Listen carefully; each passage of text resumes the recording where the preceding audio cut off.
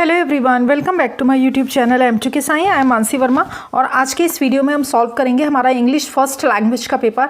इसका paper code है N874 and it was held on the date of 6 March 2023। ये 6 March 2023 का paper है। इसका सेक्शन 1 देखते हैं पहले। Question 1A, do as directed any 4। इसमें आपको 5 क्वेश्चंस दिए गए हैं, मतलब एक क्वेश्चन के अंदर 5 सब क्वेश्चंस दिए गए हैं जिसमें से आपको 4 करने हैं। 1 मार्क मिलेगा, 1 मार्क मिलेगा आपको 1 क्वेश्चन के लिए। पहला वाला है आपका punctuate the following given sentence. Punctuate का मतलब होता है किसी भी सेंटेंस को करेक्ट करना। जैसे कि जब आपको पता होगा कि सेंटेंस की जो बिगिनिंग होती है, पहला सेंटेंस वर्ड जो है वो हमेशा कैपिटल लेटर में लिखा जाता है, और अगर क्वेश्चन वाला सेंटेंस है तो लास्ट में क्वेश्चन मार्क लगाना होता है, और अगर सिंपल सेंटेंस है तो लास्ट में फुल स्टॉप लगाना होता है। तो इसमें क्या कमी है? एक तो लास्ट में आपको फुल स्टॉप लगाना है, दूसरा जो सेंटेंस का पहला अक्षर है वो देखिए स्मॉल ABCD की वजह से स्मॉल लेटर में लिखा हुआ है और इसको आपको कैपिटल में लिखना है, यानी कि क्या हो जाएगा आपका ही, और ये आपका हट जाएगा। He will not be able to stop them. तो हमने क्या किया, स्मॉल h को कैपिटल H में कन्वर्ट कर दिया और लास्ट में फुल स्टॉप लगा दिया। बस इतना सा ही आपको करना था। अगर ये क्वेश्चन होता तो हमें लास्ट में क्वेश्चन मार्क लगाना होता।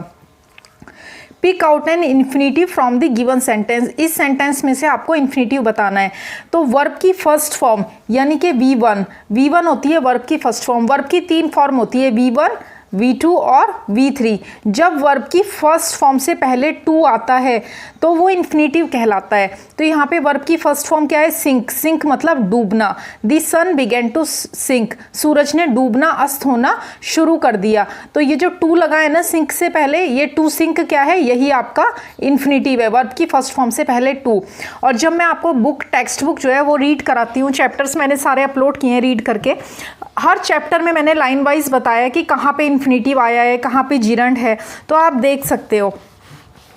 थर्ड है आपका give a new blending words after combining 2 words. 2 words को कंबाइन करके यानी कि 2 वर्ड्स को एक करके जो नया ब्लेंडिंग वर्ड बनेगा वो बताना है। तो ब्रेकफास्ट और लंच को मिला के बनता है ब्रंच। और ब्रंच क्या होता है? जो ब्रेकफास्ट और लंच के बीच का जो टाइम होता है ना, जैसे सुबह में हम ब्रेकफास्ट करते हैं 8 से 9 बजे तक, 9 बजे तक ब्रेकफास्ट होता है और 12 बजे के बाद लंच होता है। कोई 1 बजे करता है, कोई 2 बजे करता है। तो जो वो उस ड्यूरेशन के बीच का जो टाइम होता है ना, उसे ब्रंच बोलते हैं। जब आप कुछ भी जो छोटा मोटा खाते हो ना, उसे ब्रंच कहते हैं। स्मोक प्लस फोग, इनको मिला के बनता है आपका स्मॉग। तो ये पहले 3 हो गए। 4th देखते हैं। Fill in the blank with the proper form of the verb as per the subject. Subject के अकॉर्डिंग आपको प्रॉपर फॉर्म लगानी है वर्ब की। कौन सी? हैज़ और हैव। इसको बोलते हैं हेल्पिंग वर्ब। और जो मेन वर्ब होती है ना, वो होती है सेंटेंस के अंदर जो काम हो रहा होता है, एक्टिविटी होती है। तो हैज़ हैव किसकी हेल्पिंग वर्ब है? हैज़ हैव है प्रेजेंट परफेक्ट टेंस की हेल्पिंग वर्ब है, प्रेजेंट परफेक्ट। तो स्टीफन हॉकिंग क्या है? वो किसी का नाम है और नाम के साथ हमेशा क्या आता है? हैज़ आता है। तो यहाँ पे आएगा has. Stephen Hawking has continued to write at a prolific rate. और हैज़ हैव के साथ हमेशा। नेक्स्ट है आपका write the root word after dropping the prefix और सफिक्स रिलेशनशिप। रिलेशनशिप का रूट वर्ड लिखना है। अब देखो प्रीफिक्स और सफिक्स क्या होता है? प्री मतलब पहले और सफिक्स मतलब बाद में। जो किसी वर्ड के शुरू में बिगिनिंग में लगता है उसे प्रीफिक्स बोलते हैं, और जो उसके एंड में लगता है उसे सफिक्स बोलते हैं। तो रिलेशनशिप में एंड में लगा हुआ है शिप, SHIP, शिप। शिप को आप हटा दोगे तो जो रूट वर्ड है वो आपका क्या बना? Relation, RELATION। तो पहले वाले 5 के 5 का सॉल्यूशन आपको बता दिया। पेपर में सिर्फ have to attempt only 4. A2, do as directed any 2.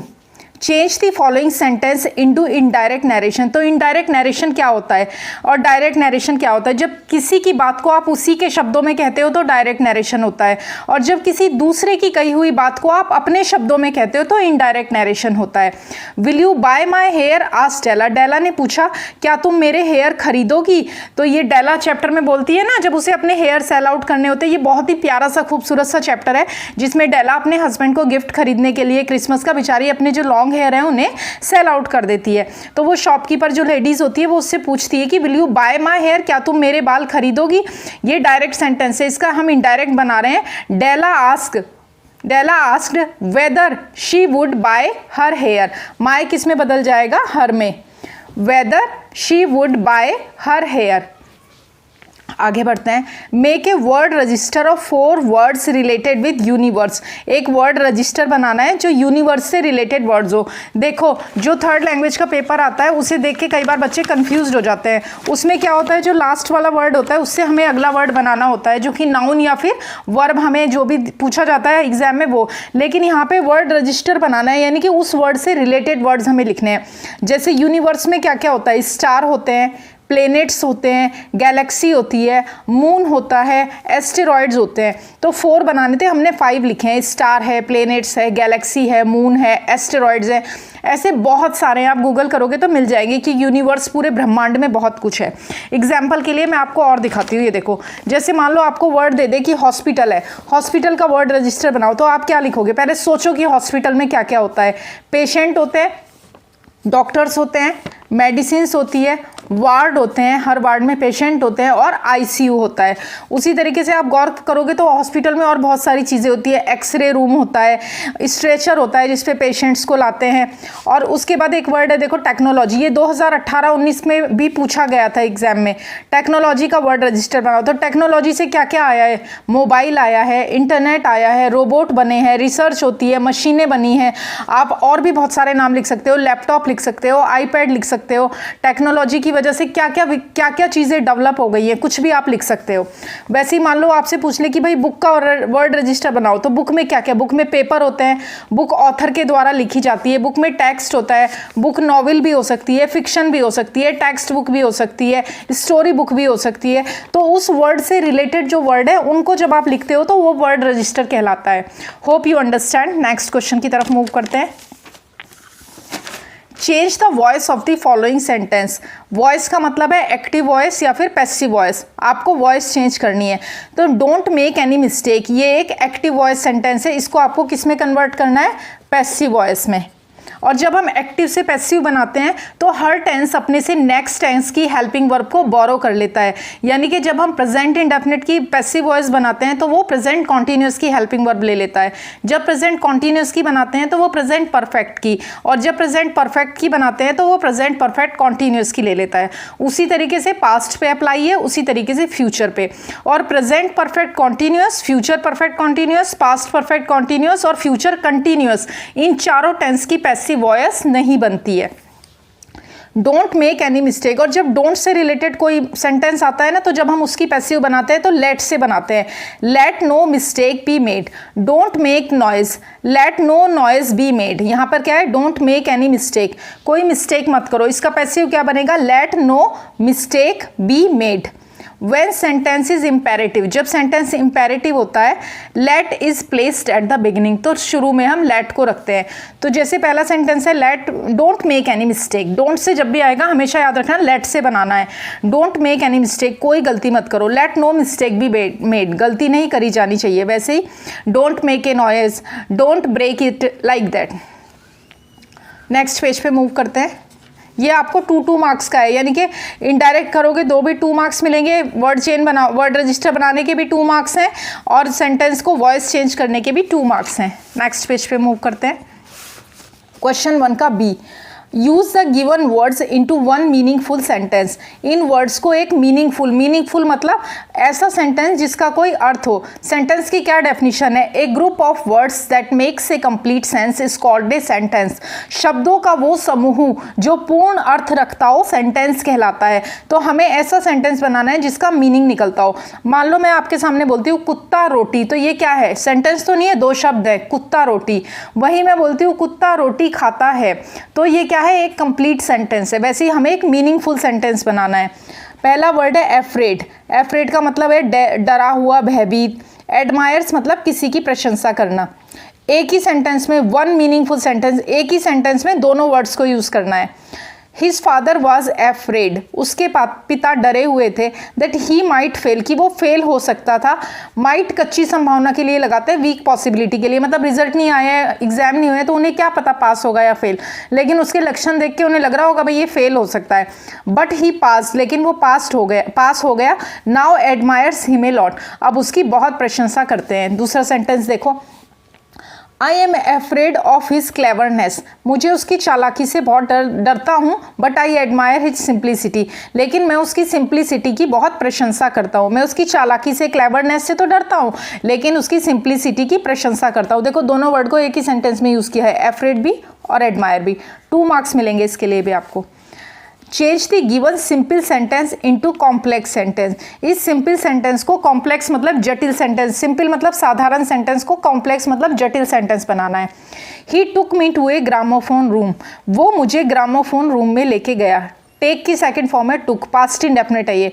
वो मुझे ग्रामोफोन रूम में लेके गया। अब इसको हमने कॉम्प्लेक्स बनाया। He took me to a room which had a gramophone, वो मुझे एक ऐसे कमरे में लेके गया विच हैड ए ग्रामोफोन, जिसमें ग्रामोफोन था। सेक्शन 1 कंप्लीट हो गया है। सेक्शन 2 की तरफ मूव करते हैं। Textual passage. टेक्सचुअल पैसेज का मतलब है जो पैसेज आपके सामने अभी आगे एक पैसेज आएगा, ये एक्सट्रैक्ट जो है, ये टेक्स्ट यानी कि जो आपकी टेक्स्ट बुक है ना, क्लास 10th की जो इंग्लिश की टेक्स्ट बुक है, उसमें से ये लिया गया है। Read the following passage and do the given activities, आपको पहले जो है ये पैसेज को रीड करना है, उसके बाद इसके बेसिस पर आपको इन क्वेश्चंस के आंसर करने हैं। तो एक बात हमेशा ध्यान रखो, जितने भी चैप्टर्स हैं आपकी टेक्स्ट बुक के, वो हमेशा सुनकर एग्जाम देने के लिए जाओ, क्योंकि चैप्टर को जब आप सुन लोगे तो वो कहानी की तरह आपके माइंड में बैठ जाएगा, और थोड़ा सा भी पैराग्राफ पढ़ते ही आप समझ जाओगे, अच्छा ये तो उस चैप्टर में से लिया गया है, उसमें तो इस बारे में बात हुई है।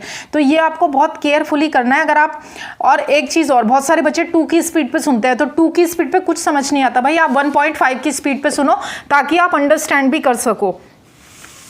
पहला क्वेश्चन है, Steve jobs was diagnosed with cancer. तो ये आपके कौन से चैप्टर में से लिया गया है? ये आपके चैप्टर कनेक्टिंग द डॉट्स में से लिया गया है। ये स्टीव जॉब्स हैं, कनेक्टिंग द डॉट्स चैप्टर में से ये लिया गया है। अगर चैप्टर पूरा पढ़ा हुआ रहेगा तो आपको पता रहेगा कि भाई कौन से चैप्टर में से ये पैराग्राफ है, तो ये कनेक्टिंग द डॉट्स में से है। चलिए इसके क्वेश्चंस के आंसर देखते हैं। Steve jobs was diagnosed with cancer, ये ट्रू है या फॉल्स है? ये ट्रू है। आपने चैप्टर रीड किया होगा तो पता होगा कि उनको कैंसर हो गया था। We should be trapped by dogma, ये फॉल्स है। उन्होंने कहा है कि हमें डॉगमा मतलब दूसरों के विचारों से जीना, दूसरों की सोच के अनुसार चलना, उससे नहीं जीना चाहिए, तो ये फॉल्स है। Have the courage to follow our heart and intuition, ये भी ट्रू है। मतलब उन्होंने कहा है कि हमारा जो हार्ट है, जो हमारी इंट्यूशन है, मतलब हम जो सोचते हैं उसके हिसाब से चलने की हिम्मत हमें होनी चाहिए। आवर टाइम इज़ अनलिमिटेड, ये फॉल्स है, क्योंकि हम में से किसी के भी पास अनलिमिटेड टाइम नहीं है, हम सबका टाइम जो है वो लिमिटेड है। आगे देखते हैं। नेक्स्ट है कंप्लीट दी फॉलोइंग वेब, इसके लिए भी आपको 2 मार्क्स मिलेंगे। Steve jobs life lessons from this passage, कि लाइफ लेसन्स जो स्टीव जॉब्स ने दिए हैं वो इस पैसेज से बताओ। तो पहला उन्होंने बोला है आवर टाइम इज़ लिमिटेड।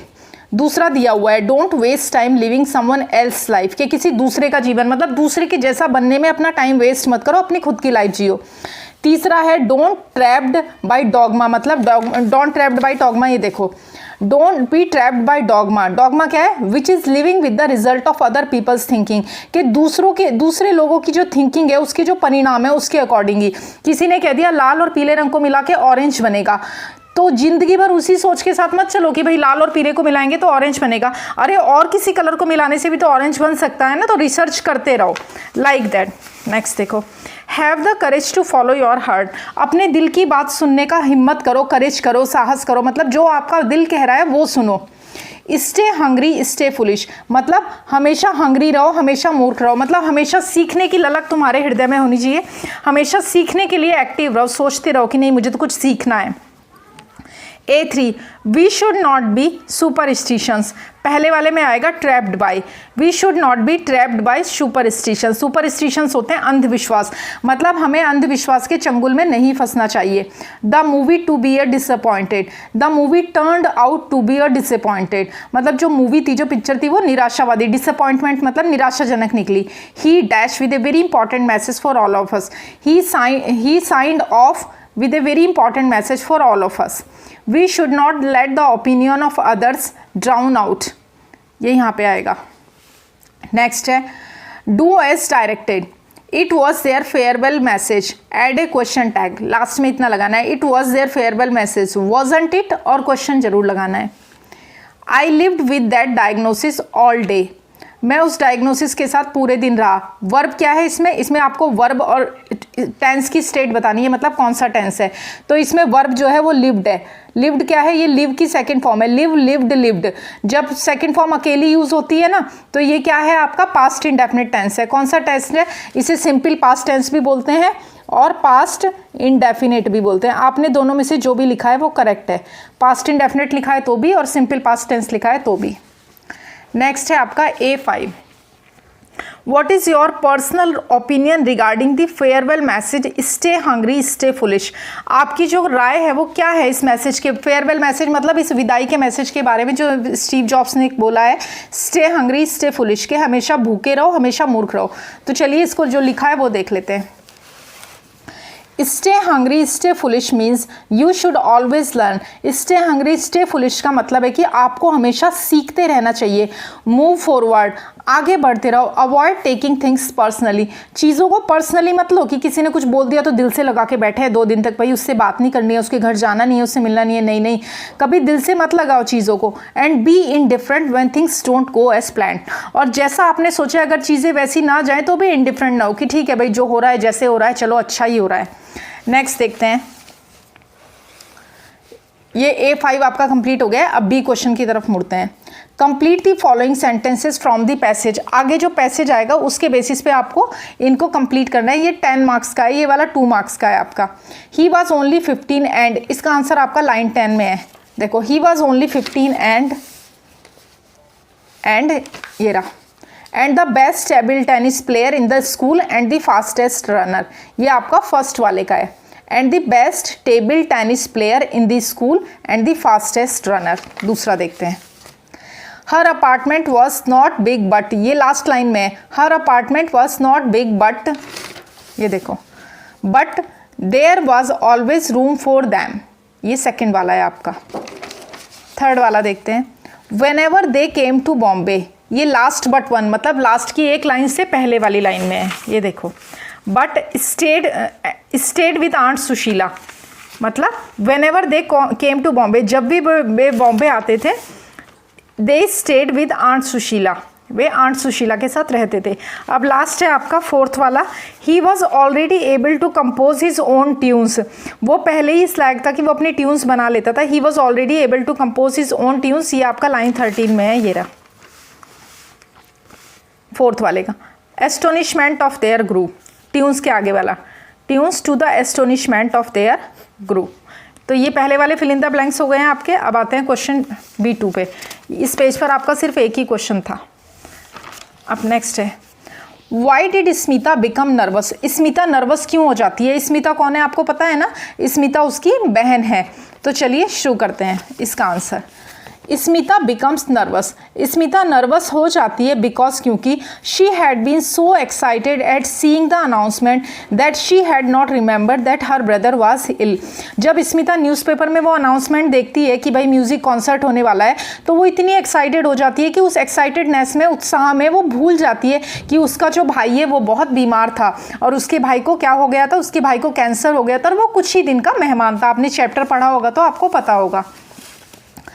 आगे देखते हैं B3 मैच, ये भी 2 मार्क्स का है आपका। Match the pairs with proper antonyms from the passage. देखो, एंटोनिम्स का मतलब होता है विलोम शब्द। अगर यहाँ पे सिनोनिम दिया होता तो होता समानार्थक शब्द, लेकिन एंटोनिम मतलब अपोजिट वर्ड पूछ रहा है आपसे।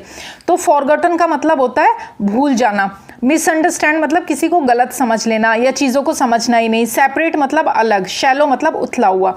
अब देखो, फॉरगॉटन का है रिमेंबर्ड, मतलब फॉरगॉटन भूलना, रिमेंबर्ड याद किया। मिसअंडरस्टैंड गलत समझना और अंडरस्टैंड सही समझना। सेपरेट का टुगेदर, सेपरेट मतलब अलग, टुगेदर मतलब साथ साथ। मिसअंडरस्टैंड का अंडरस्टैंड, फॉरगॉटन का रिमेंबर्ड। और लास्ट है शैलो, शैलो मतलब उथला हुआ और डीप मतलब गहरा। तो मैच दी फॉलोइंग भी हो गए हैं आपके, ये भी 2 मार्क्स के थे। लास्ट ईयर के जो पेपर्स होते हैं ना, उनमें से क्वेश्चन रिपीट होते हैं। तो जो 2020 में क्वेश्चन सिलेबस चेंज हुआ था, तो 2020 के आगे के जो पेपर्स हैं वो ज़रूर देखें। 2020 में कोरोना आ गया था, तो 18 मार्च को लॉकडाउन लग गया था, उसके बाद के पेपर नहीं हुए थे। 2021 में भी एग्ज़ाम नहीं हुए थे, कोरोना की वजह से बच्चों को ऐसे ही प्रोमोट कर दिया था। 2022 में एग्ज़ाम हुए थे पहली बार, उसका क्वेश्चन पेपर भी मेरे चैनल पर डला हुआ है, डिस्क्रिप्शन बॉक्स में लिंक मिल जाएगा। और ये 2023 का है आपका। He was learning to play the sitar, वो सितार बजाना सीख रहा था। अब आपको इसमें क्या करना है, frame WH question to get the underline part as answer. आपको एक WH क्वेश्चन बनाना है और उसका आंसर ये अंडरलाइन पार्ट होना चाहिए। तो क्वेश्चन क्या है, व्हाट वॉज ही लर्निंग, वो क्या सीख रहा था। अब आंसर होगा he was learning to play the sitar. Next है आपका, he could be treated at the cancer hospital in the city, city के कैंसर हॉस्पिटल में उसको ट्रीट किया जा सकता था, उसका इलाज किया जा सकता। कुड जो है पास्ट में यूज़ किया जाता है।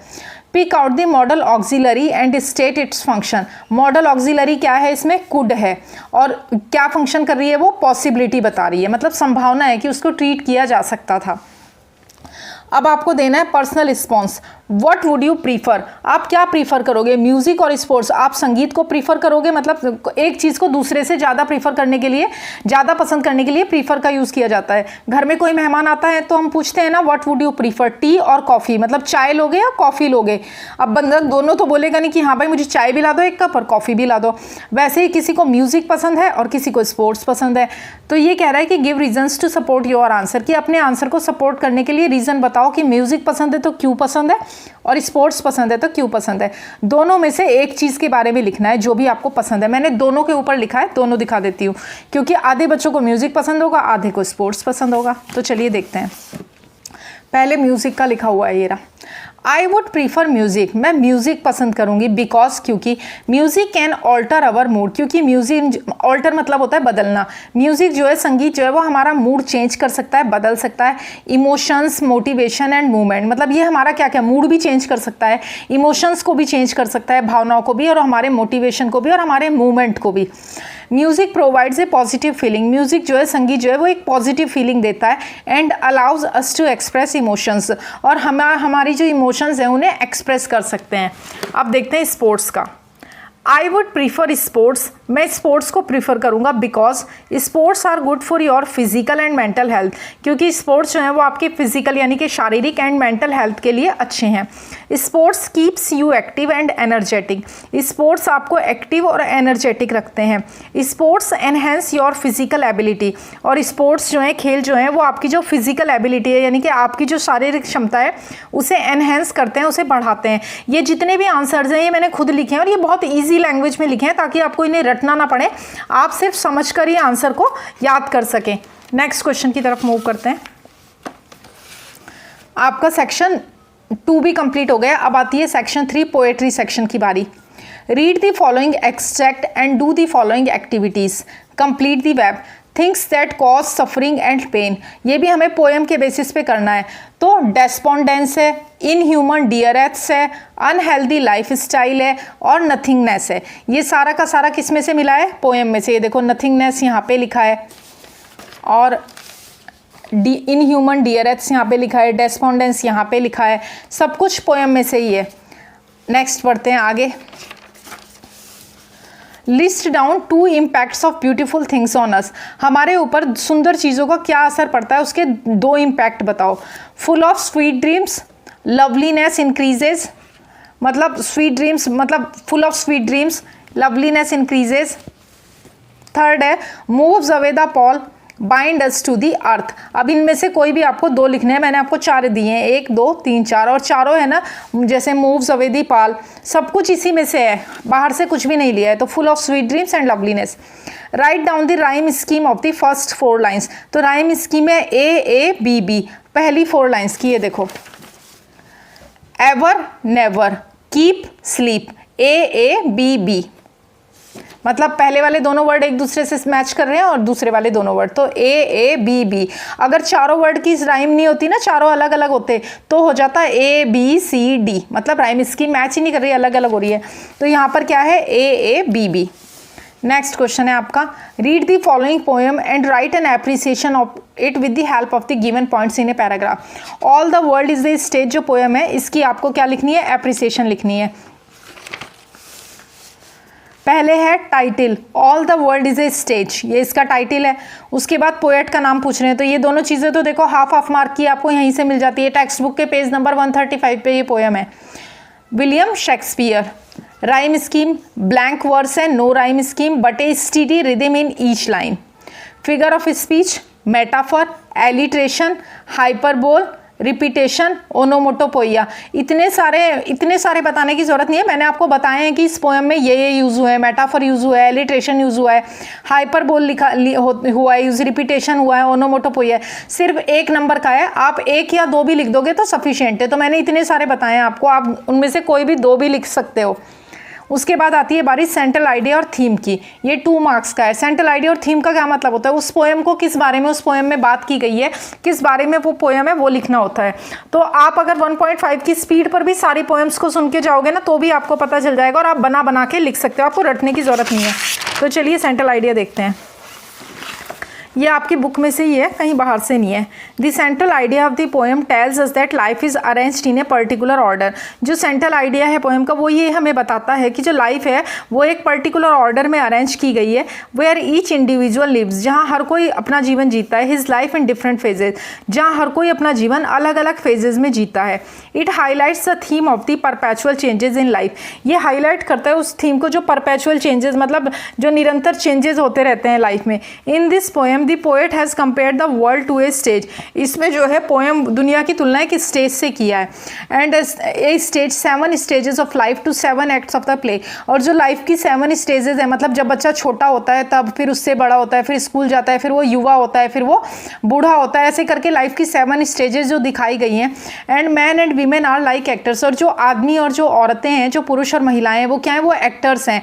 That play various roles throughout their life, जो अपने पूरे जीवन में अलग अलग तरह के रोल्स को प्ले करते हैं। बस यही हमारी इस पोएम का सेंट्रल आइडिया है, थीम है। तो देखो ये जो पोएम का एप्रिसिएशन है, ये लिखने के लिए आपको पूरे 5 मार्क्स मिलते हैं, जबकि ये लिखना कितना इजी है। अगर आप सिर्फ पोएम को सुन के भी जाओगे ना तो भी आप एप्रिसिएशन लिख दोगे, 5 मार्क्स आपके कहीं नहीं गए। अब आती है बारी आपके सेक्शन 4 की। सेक्शन 3 तक हमारा कंप्लीट हो चुका है, अब सेक्शन 4 देखते हैं। इसमें आपका रीडिंग स्किल, वोकेबुलरी, ग्रामर और समरी आएगी आपकी। यहाँ पर आपको एक पैसेज दिया गया है, the humble son of a farmer from Sarakkalvilai village in Tamil Nadu. इसको पढ़ना है और आंसर्स करने हैं। तो पहले वाले में मैच करना है। रॉकेट प्रोग्रामिंग, रॉकेट प्रोग्रामिंग का क्या है, ISRO.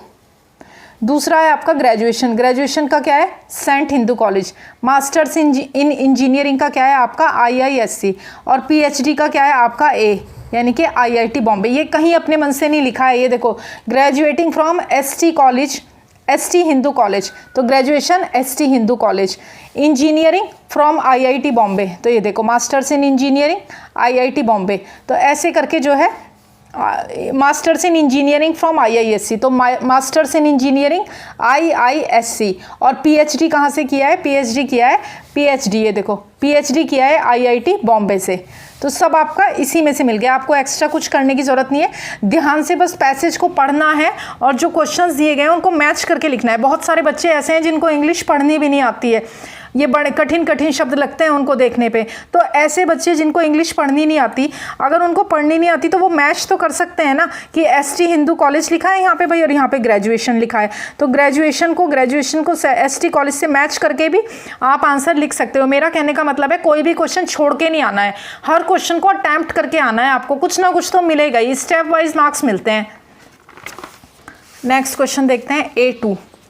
Answer the following questions in few words, 1 और 2 वर्ड्स। 2 नंबर का क्वेश्चन है, सिर्फ 1 या 2 शब्दों में आंसर करना है। 4 क्वेश्चन है, 2 मार्क्स, यानी कि 1 क्वेश्चन के लिए हाफ मार्क्स मिलेगा आपको। What is doctor Sivan known as, तो doctor Sivan is known as ISRO's rocket man. ये देखो known as ISRO's rocket man, last line में ही दिया है, मतलब अपने मन से आपको ढूंढने की जरूरत ही नहीं है, सिर्फ मैच करोगे ना तो भी लिखो नोन एज, ये लिखा known as ISRO's rocket man. दूसरा है in which subject doctor Sivan scored 100% marks in BSc, तो मैथमेटिक्स में। ये देखो 100% मार्क्स तो यहाँ पे लिखा हुआ है और मैथमेटिक्स पिछले पेज पे लिखा हुआ है, देखो मैथमेटिक्स विद 100% मार्क्स, यानी कि मैथ्स में उनको 100 में से 100 आए थे। When did doctor Siwan join ISRO, doctor Siwan ने इसरो को कब ज्वाइन किया, 1982 में। ये लिखा देखो ISRO, he joined ISRO in 1982। Next question है आपका in which space centre doctor Sivan was the director, doctor Sivan कौन से स्पेस सेंटर में डायरेक्टर थे, तो VSSC में वो क्या थे, स्पेस सेंटर में डायरेक्टर थे। और VSSC की फुल फॉर्म क्या है, ये रही, Vikram Sarabhai space centre. Vikram Sarabhai space centre में वो क्या थे, डायरेक्टर थे, यहाँ पे लिखा he was the director. Next question है, match the word connectors from the passage and use one of the connector in your own sentence.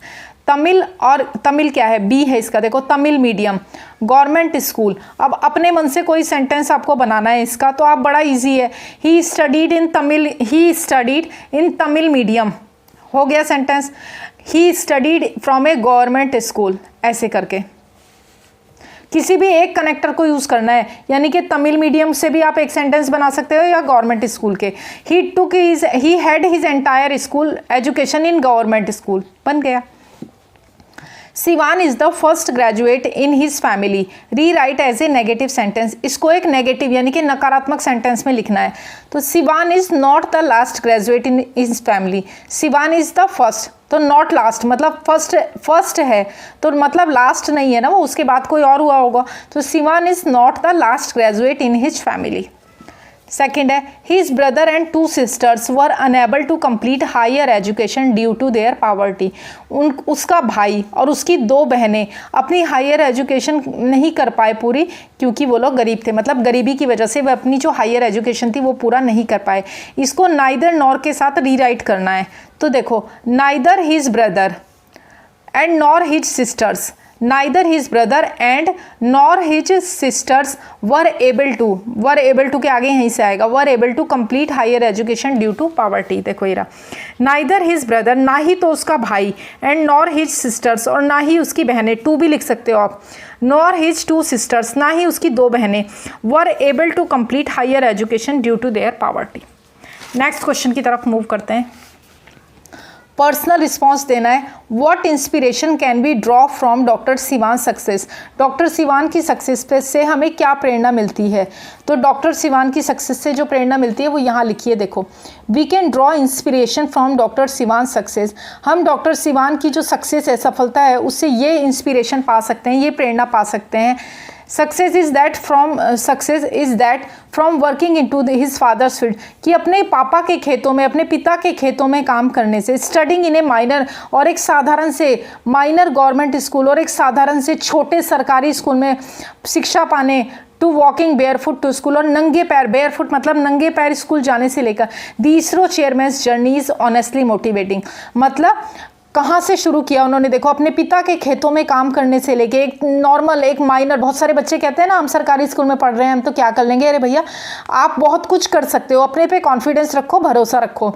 और एक माइनर गवर्नमेंट स्कूल से पढ़ के नंगे पैर स्कूल जाके इसरो के चेयरमैन तक की जो उनकी जर्नी है वो ऑनेस्टली मोटिवेटिंग है, वो ईमानदारी से बहुत ही मोटिवेटिंग है। And only by working hard we get fruits of hard work, और सिर्फ केवल कठिन मेहनत करके ही हमें हमारी कठिन मेहनत के फल मिलता है, यानी कि जो हमें फल प्राप्त होता है, जो सफलता हमें मिलती है वो कठिन परिश्रम के बाद ही हमें मिलती है। ये यहाँ से देख लो, स्क्रीनशॉट ले लो। नेक्स्ट क्वेश्चन है, read the passage given in question 4A and right A summary of it in a paragraph, suggest a suitable title.